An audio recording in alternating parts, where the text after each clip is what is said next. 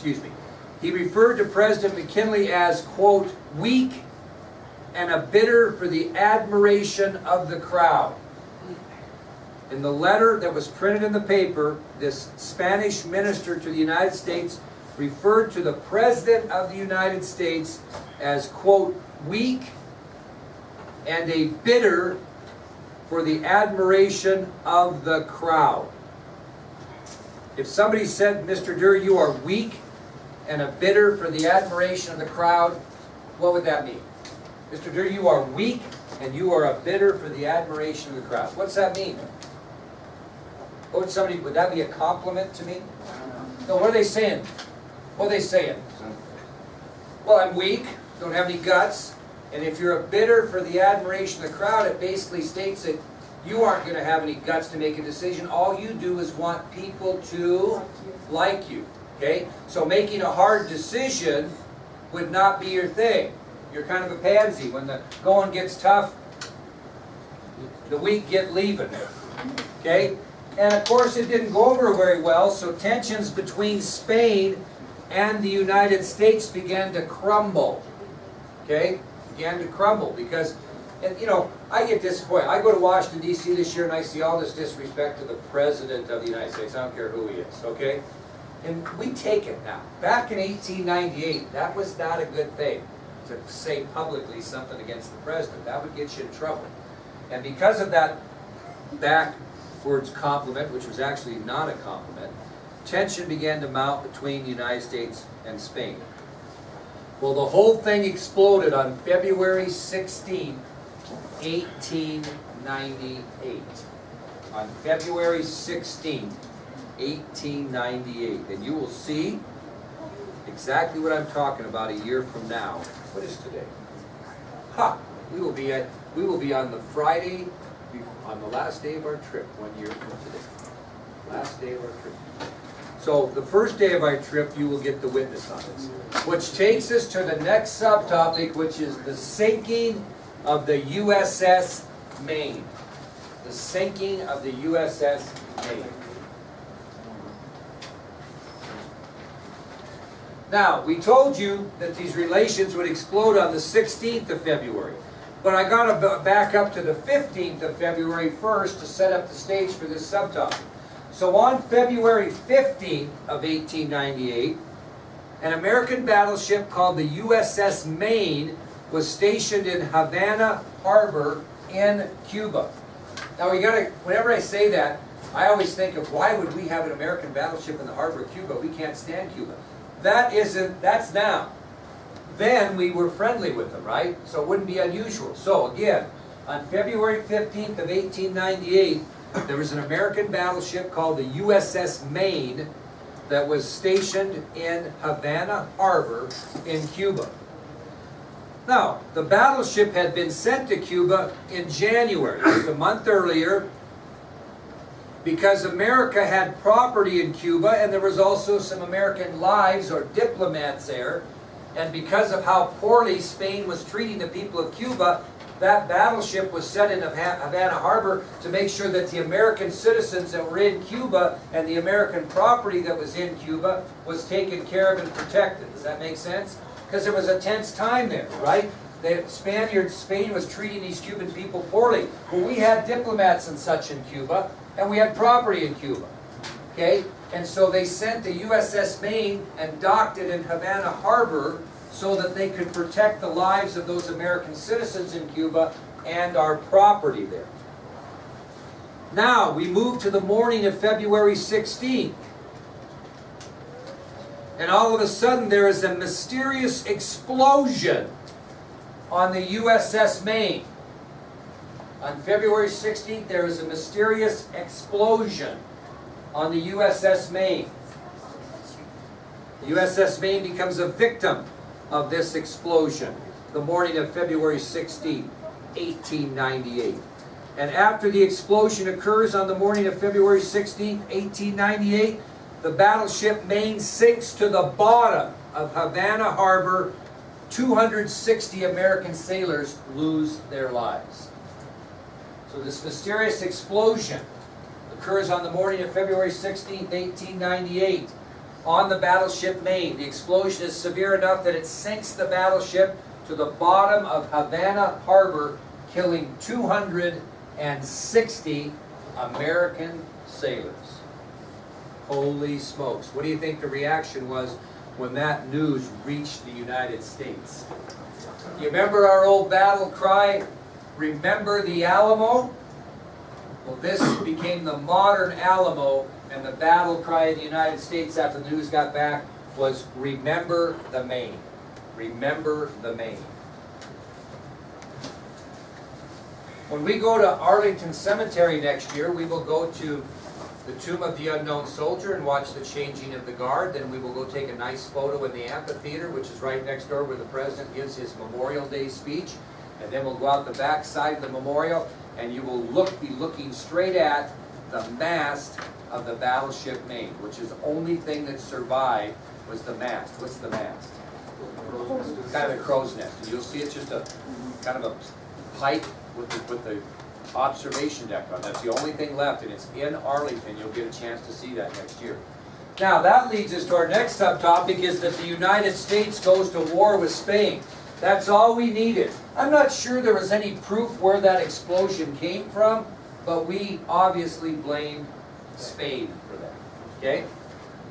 So the United States goes to war with Spain. Now this is kind of interesting. Do you think President McKinley jumped into war as soon as the second he heard the news about the sinking of the Maine? No, he tried like crazy to avoid war for almost 2 months. But the pressure got to him, couldn't beat back the American public pressure anymore. So on April 11th, which would have been yesterday, 1898, I was really hoping to get here, but I didn't get here yesterday. That's okay. On April 11th, 1898, the United States declared war on the country of Spain. On April 11th, 1898, the United States of America declared war on the country of Spain. Now, I'll tell you what, this happened pretty quick, and when other foreign countries heard about the United States declaring war on Spain, what was their first thought? What's that? No, that's good. That's a good guess. But what was their thought? You got to go to war for what reason? In their mind, try to gain something, wouldn't you? Oh, land. What land did they think foreign countries think we wanted? Cuba. Which is really interesting, because if that was our thought, history would have changed if we would have owned Cuba. You know what I mean? We'll get to that later. So some foreign countries questioned the war on the part of the United States, and most of those countries that questioned the war on the part of the United States thought the reason that the United States had declared war on Spain was to gain possession of Cuba. Probably should have. We didn't, you know, if you look at the way it is, it probably would have been a good idea. But anyway, we didn't. Now, that was not good, to have the perception out there that you were going to war just to gain possessions. And so to ensure that those foreign countries' thoughts were unwarranted, a resolution to Congress was introduced by Senator Henry Teller of Colorado. And the whole purpose of this resolution to Congress was to ensure the world that the United States was not going to war with Spain to gain Cuba. So it was kind of a big deal. So Senator Henry Teller of Colorado wanted to squelch any thoughts around the world that our interest in the war with Spain had to do with Cuba. So he sent a resolution to Congress.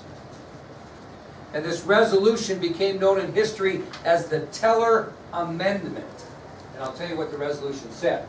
So again, to ensure countries around the world that the United States was not going to war with Spain to gain Cuba, Senator Henry Teller of Colorado passed a resolution through Congress that would be known in history as the Teller Amendment. Did anybody do the report on this fellow? It's been the other ones, okay? Now here's what the Teller Amendment stated, 2 things. Number 1, the United States would claim no rule over Cuba. the United States would claim no rule over Cuba. That's the obvious one, right? The Teller Amendment also is a little more specific. Other than saying that the United States would claim no rule over Cuba, it stated that once the island of Cuba was set free of Spanish rule, the United States would leave the country to govern themselves. So the second part of the Teller Amendment stated that once Cuba was free of Spanish rule, because that's going to be a goal of the United States in this war, is to free Cuba of Spanish rule. The rumor was then we were going to take take Cuba. This amendment stated that once we freed Cuba of Spanish rule, the United States would leave Cuba and they would fix a government of their own choosing, which wasn't one we wish they would have chosen, which we'll get to later. Well, Congress quickly adopted the Teller Amendment, this resolution, because they wanted to ensure the fact that people knew the United States were not going to, quote, conquer Cuba or claim Cuba for the United States. And again, you can't predict history. Might have been a pretty good idea if we would have when we get into this next year. Okay? Now, we'll finish up today with this subtopic, which is battle in the Philippines, not Cuba. Weird. We're supposed to be fighting Spain to free Cuba, but the first battle of the Spanish-American War is not going to be in Cuba, it's going to be in the Philippine Islands. Now, Mackenzie, my dear, geographically, where are they? How far are they from Cuba? A long ways, because they're clear over by Japan and Korea and China, and Cuba's right south of the United States. So actually the first battle of this Spanish-American War is not going to occur in Cuba, it's going to be occurring in the Philippine Islands. You know how long Spain has owned the Philippine Islands to this point? Since the days, and you might remember this from elementary, of Ferdinand Magellan. And what did he do? Anybody know what Ferdinand Magellan did? Magellan? Like a Schmidt? No, what did Ferdinand Magellan do? Spaniard that did what? Did he sail around the world? Was he the guy that did that? Yeah. My God! Who discovered America? Let's just make sure we got that much. Okay, I feel better. Ferdinand Magellan circled the world, and he claimed the Philippines for Spain. That would have, I don't have the date on me. I'm going to have to look that up now because I didn't know you were so uneducated and I don't know the date. But my point is this. When did Columbus sail the ocean blue? 1492. In that era, Magellan went around the world and he claimed Cuba, claimed the Philippines. So Spain had owned the Philippines a long time. Okay? Now, the Filipino people were not treated much better than the Cuban people. And they were kind of longing for their freedom as well, but they weren't quite as aggressive as far as a revolt goes as Cuba was. So the things weren't rosy in the Philippines either. And the people that lived in the Philippines desperately wanted their freedom from Spain as well. And the man that's going to give it to them is a familiar name, Theodore Roosevelt. But he's not president at this time. Anybody know what his job is at this point? He's actually in the cabinet. Anybody want to take a shot at what he is? Think about Philippines. Think about how we might take the Philippines. What might be Roosevelt's position in the cabinet? What'd you say? Okay, you're both in the ballpark, but he wasn't that important. But he was within the Secretary of the War. So what could you be if you were within the Secretary of the Assistant Secretary? You're getting closer. He wasn't the, what'd you say? No, he wasn't the Assistant Secretary of War. He was the Assistant Secretary of the, who's going to fight that battle then? Navy. Oh, there you go. So Theodore Roosevelt was the Assistant Secretary of the Navy at the time. And he wanted to gain control of the Philippine Islands. Why? Not necessarily to free these people from tyranny. He had a more greedy reason. Why would he want the Philippines? Land for what? What would you use that land for? What? No? What'd you say? Resources. No? What would you like to have on those islands in the Far East? If you're the Assistant Secretary of the Navy. Harbor. Base. Naval bases and naval landing strips. Okay? So Assistant Secretary of the Navy Theodore Roosevelt hoped to gain control of those islands for future naval bases for the United States. Be kind of nice to have some naval bases over there, wouldn't it? Keep an eye on those communists, right? Okay? Well, what Secretary Roosevelt does is he gives orders to United States Naval Commander George Dewey to advance to Manila, which was the capital of the Philippines. So Assistant Secretary of the Navy Theodore Roosevelt, who wants the Philippine Islands for naval bases, sends Naval Commander George Dewey, and he orders him to advance immediately to Manila, which was the capital city in the Philippines. Again, Roosevelt orders United States Naval Commander George Dewey to advance immediately to Manila, which was the capital of the Philippines. He had a goal at Manila, because what was stationed in Manila Bay? What was stationed there? What was anchored there? Spanish fleet. A major Spanish fleet was anchored in Manila Bay. And once Dewey advanced his naval forces to Manila, he was to destroy that Spanish fleet that was stationed there. Manila Bay or Harbor, yeah. So a very strong Spanish fleet was stationed at Manila Bay or Manila Harbor. And Dewey's orders from Roosevelt were to advance to Manila and destroy those ships. Now these ships were kind of aging. The Spanish Navy had not really modernized their ships much. So once Dewey got there with the American vessels, they were no match for these new American Navy vessels. And so it did not take Dewey long to sink the Spanish fleet to the bottom of Manila Bay. And that's what they did. They sank the fleet to the bottom of Manila Bay. Now this provided three scenarios, some personal, some not. Number one, Admiral Dewey becomes an instant hero back in the United States for being the man that took the Philippines from the Spanish. So Admiral George Dewey becomes an instant hero after the battle, which wasn't much of a battle at all. The United States has freed the Filipino people of tyrant rule. The United States has freed the Filipino people of tyrant rule. And Sully, what's the most important thing we gained by that?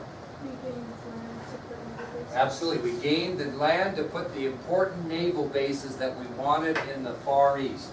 So the first battle of the Spanish-American War was not in Cuba. It was in the Philippines. So before we have a war, what do we have to do? We haven't had one in a little while. When's the last war we had? Civil War. And that really wasn't a combined effort, was it? That was one part of the country against the other. So it's going to take time to prepare. So tomorrow's first subtopic will be America prepares for war. We got to prepare to go into war against the Spaniards to free those Cubans of tyrant rule. Okay? Before I download this recorded lecture,